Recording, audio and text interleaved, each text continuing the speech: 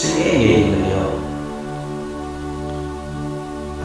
Jesus Christ mi hial te tan ding cross ang si mi tak takin thei na pi agin tak lo bang game. Siding hi chi ki thei na pi na tam takin agin takin. Ichina ngai to mati. Singkung lim bela nuam takla. A phone a langai koma atip nai. Alim bel singkung buk di lang kisa. Buk li ama adelum thei mai di din mo naong. Ahi lai alangai zekin pama oke. Agala mututen ormo takina hil an somwa. Hima ale abina atho alangai pen. Aging atho mga iwan kina ama ormo tute tugina sa tekiya. Alangai pen na ko ikezona atugen wan mai sa kire. Asina ding akipan hotya ka om di mai lai. Alangai ormo wan kin. To singkungin del khomina asina di. To igena ta ka thiltu ai kiya. Hima le bang ge hin khwazang tam tam hi. Lai sia thoi ne bu te bu wa chang som ni le sagia. Khat vei singe ni na on saka. Hoi tan vei le zo koi lo ke. Hoi hit no ngin vai hom na om di chai chai ni.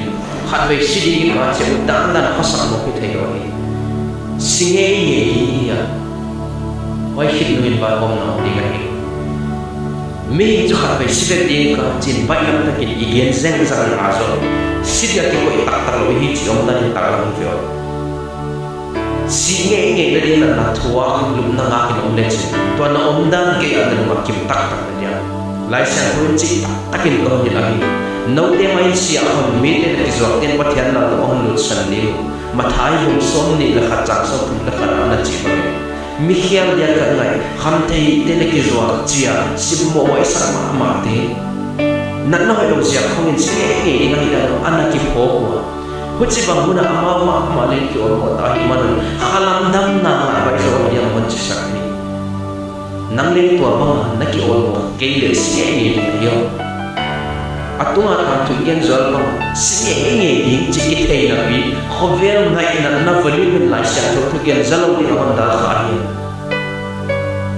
ne ke tak zon na khatel lo sa khomit te isaud na te khovel khiang la na Zule sangal gulna numei pasal ka thang tan kitia na nangai zong yam nangai zong wanyam tan ding launa sumle pai dei ta na thune utna te khong volume sang wa ni heniam sakina lai siam thung warning hum piak ngai sakle chin tuan om na om den lo ding le hun lai om lo ei lo sakdan kia sui nuam ta kisa idin mun siadan poklo idam na ding Jesus Christ is amazing. Alim no ma ibel sing ng dami yo. Midik ta lo ten patyan na lo ke na te ko ya.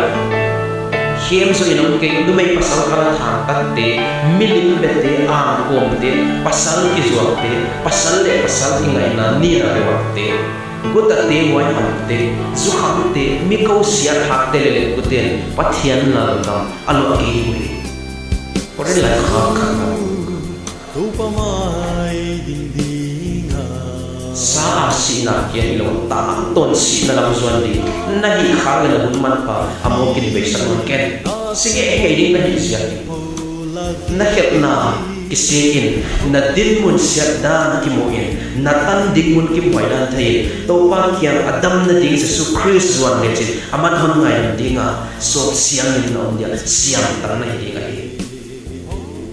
mi kiyang katin Zekaya ase pa to pa zo ato siyama ase kay why nak sangin mi kwa makamanta uwa mi te ang kisik kay na di mun ay di lama to zo ay zo pite nga hangin na mo sa tuwa khen khát te ging lao te tu he lun la khen khát te me akipan la he zo la hon damun khen khát te asa thang wai ba na kwan sin le lam le ki in lao ko min he kon zuda cha som ni le cha som ni le Jesus Christ nam pa san tan hi ke zo hi thu ka boy non ke chin khut zep no mok ken na u na ten bang tan dam pi ding wa na long it ma mai bang tan dam pi lai ding chi thei lo na hi mane si na ding zo na khopo khet lo pai te pan pin kin takha me ya ki para la khe sak ding hon dam ding mo bang lian tak nei